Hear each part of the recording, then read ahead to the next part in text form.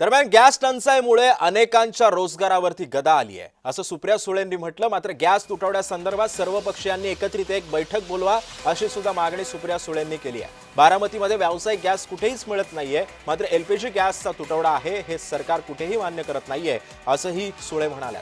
तर संसदेमध्ये गॅस तुटवड्यासंदर्भामध्ये सुद्धा चर्चा व्हावी अशी सुद्धा आमची मागणी असल्याचं सुप्रिया सुळेंनी बोलून दाखवलं।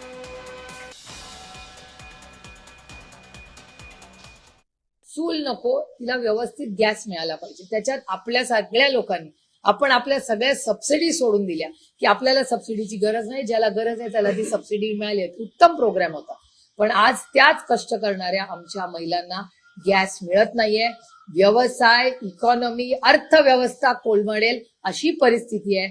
माझी विनंती आहे भारत सरकारला, एक ऑल पार्टी मीटिंग बोलवा। मी मागच्याही आठवड्यातही बोललेले, आता हा फक्त एक पॉलिटिकल इश्यू नाही, हा एक नॅशनल क्रायसिस आहे।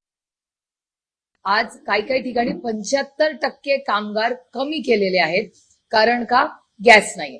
मग एमएसएमई मध्ये प्रॉब्लेम आहे, रेस्टॉरंट्स खानावळींमध्ये प्रॉब्लेम आहे। आमच्या महिला भगिनी ज्या घरामध्ये उद्योग करतात किंवा त्यांचे जे छोटे स्मॉल स्केलचे जे छोटे बिझनेस मॉडेल्स आहेत तिथे अडचण आहे।